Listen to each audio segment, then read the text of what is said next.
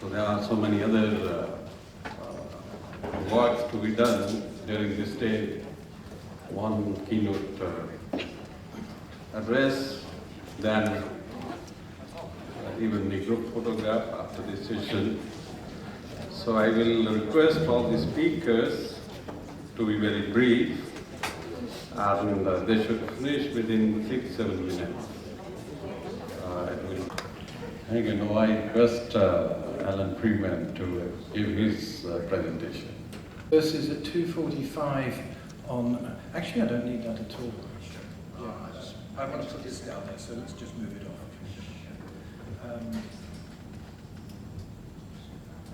Yeah, that's fine.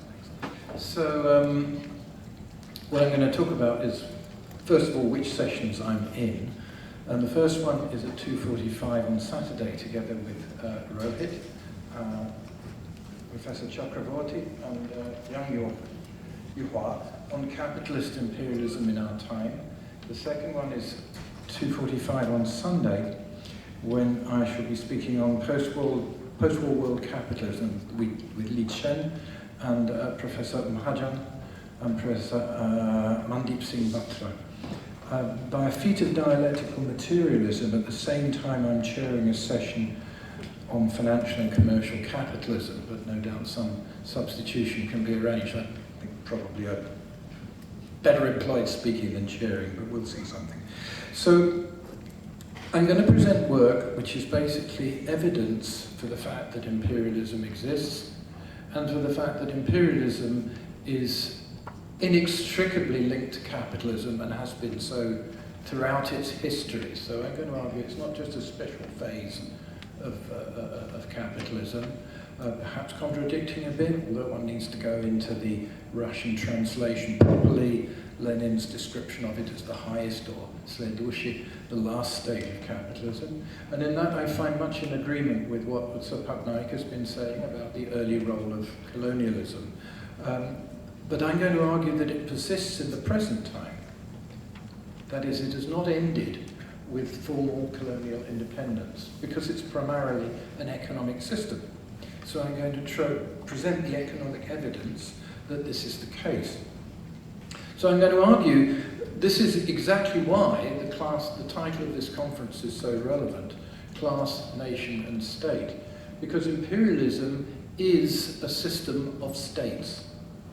It's a collection of states, the imperialist nations on the one hand and the non-imperialist nations in the other. No, I'm not particularly arguing there is no differentiation amongst the non-imperialist states. China is at the present moment a very important exception to the general rule, which has applied, however, since Lenin's time.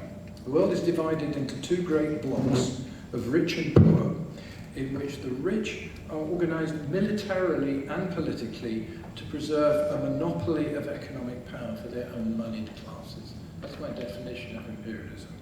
Now, I'm then going to say, how do we get to where we are now when the world is under threat? It's precisely because this system is in a crisis.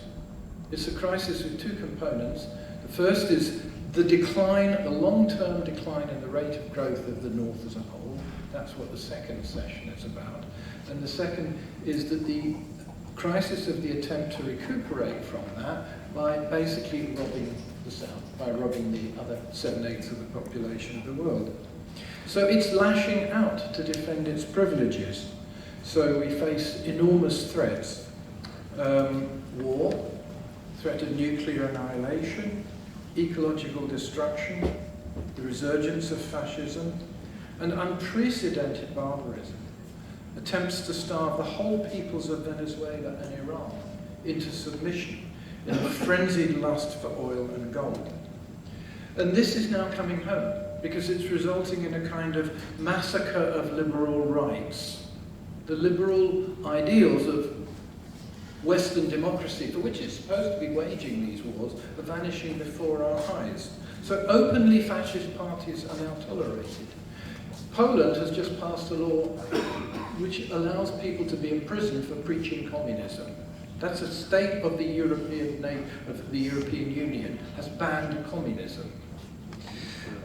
Sanctions against entire peoples, such as Iran and Venezuela, actually constitute collective punishment, and they are war crimes under the 1948 Geneva Convention. They weren't war crimes in the last war. They were made war crimes after the experience of the last war in 1948. It's illegal. It's a crime against humanity. Yet, I don't know if you know this, but any Canadian citizen who aids the breach of these sanctions commits a criminal offence and can be jailed for refusing to participate in a war crime, one of the worst war crimes identified in the Second World War. And these measures were decreed in secret and were never set before the Canadian Parliament. We don't even know yet what is the evidence. We have no court in which we can challenge the sanctions legislation. Yet you can be jailed for not doing it. Blatant lies are routinely disseminated. Their challenges are suppressed in the name of fighting fake news. Austerity rules across Europe. The dwindling ranks of the social democratic parties are brutally thrashed aside by the new far right. This is not a form of capitalism. This is capitalism. The rich nations, I will show, are exactly the same group, with the sole exception of South Korea, that Lenin termed the robber barons in 1916. They are the 20 most, quote, advanced, unquote, countries of any size, and they contain 1/8 of the world population. Their average per capita income is 10 times that of the rest of the world. That's a far greater disparity than exists within those nations. So international inequality, that is inequality between nations, exceeds everything that Piketty talks about, everything that Milanovic talks about when they talk about inequality within nations. So this is the source of all other inequalities, I will show. And it testifies to enormous monopoly privileges. And the beneficiaries, I believe, will stop at nothing to defend them, which explains why everybody in the West is just saying, well, Trump's terrible, but we're going to do what he says. So the United Kingdom, the great critique of, playing between America and Europe. What's their first? An act of international piracy, to seize an oil tanker on the high seas on the basis of no international law whatsoever. So the consequence of this crisis is the aggressive attacks that we've seen. Now, in contrast to what the supine attitudes of the imperialist powers, we see an axis of resistance crystallizing in the Third World. Precisely because, as Andrzej Wojciech puts it, when you make war on the whole world, you compel the world to come together against you. So that's what's going on, the growing unity between China and Russia, the drawing in of Iran, Turkey, and so on into India, into the orbit of this axis of resistance. But the resulting alliances include nations which are as unconnected with working class emancipation as Modi's India. They're not only a long way from socialism, but as Turkey's vacillations demonstrate, you can't even rely on them to construct a consistent resistance to imperialism. So what's required? And unashamedly draw on Lenin's title, What is to be done?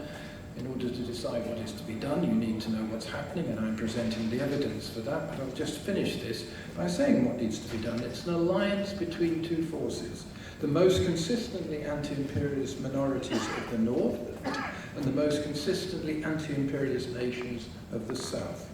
And it's at this point the issue of class enters.